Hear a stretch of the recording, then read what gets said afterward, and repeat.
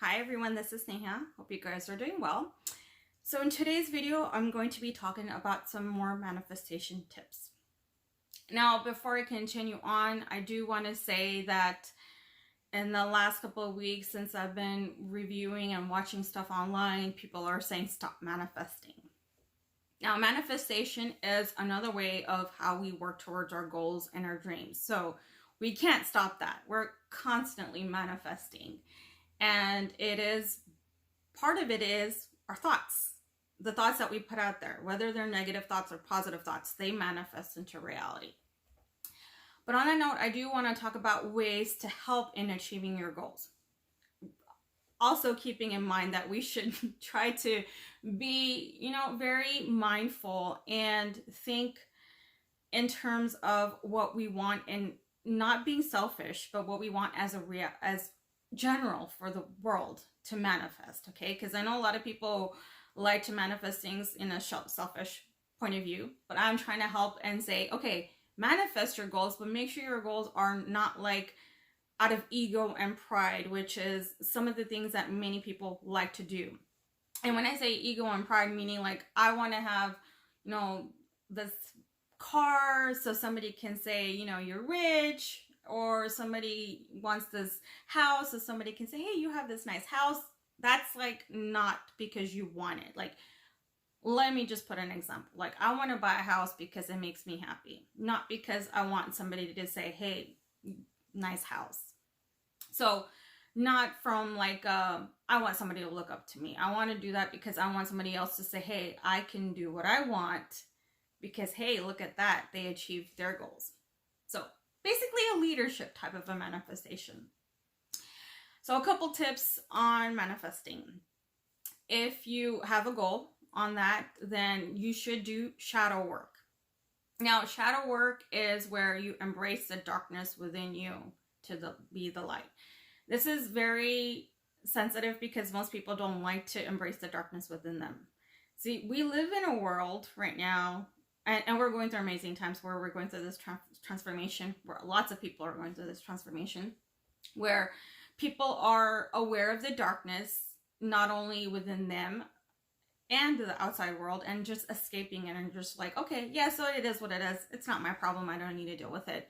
And because of that, and also they're not embracing their darkness within them.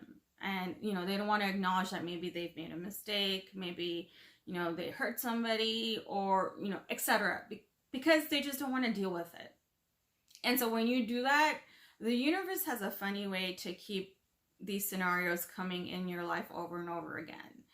And whether it's in terms of a new person with the same situation or scenario that you're like, okay, now you have to do something differently. These kind of things are for us to individually become better persons, right? So for example, for me, like if there were things that used to trigger me before at work, if somebody said something, I'd be the first to speak up. And now I'm just like, okay, let them say something and then I'll figure out a better solution at the end. Like I won't even speak up.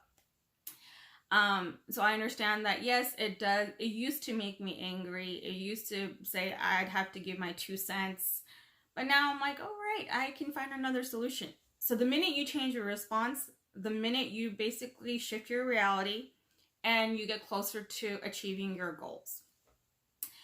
Another thing that is preventing people from manifesting their wishes and goals could be a sensitive topic, but is letting go of attachments. And we've heard about this in various ancient scriptures, Bhagavad Gita, or even in Buddha for that matter, in Buddhism, right?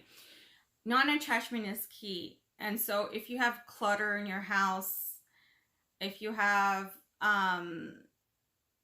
people, places, or things that just kind of keep you stuck in the past, maybe you need to change your environment.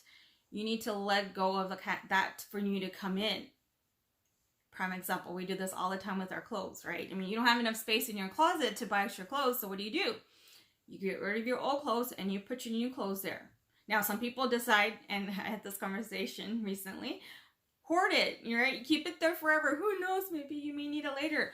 But then you're keeping that energy from those materials that you may never use. I have this habit where I do once a year at a minimum, clothes that I haven't worn in a while, I do donate. Now, I have a problem with Indian clothes, but that's, I'm looking for a solution. Anybody out there? Let me know. And then another one to help with your manifestations is, so you have a big goal that you want to achieve. And this is the project manager in me. You need to basically break it down into smaller goals that you can achieve. Say, for example, you want to set up a business. Well, before you want to set up a business, you need to have a business name, have a logo. You need to have some sort of a website, and then create your niche. You know, these are just basics, and I just threw that out there as an example, but you need to basically decompose your goal and then make it easier to get to your goal. And as the more and more you think of what you want, the more and more these ideas will come to you of how to achieve your goal.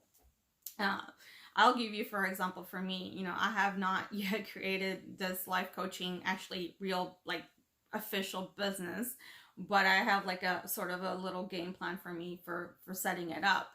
But again, this is prioritize, and then you can prioritize what you want to do, right? If you have multiple goals you want to do in your life, then you should prioritize what's more important. And you may have a combination of goals you want. You know, you may have personal goals, like you want to lose weight, or, you know, professional goals, well, you know, you want to change your career or start a side business, etc. Prioritize them.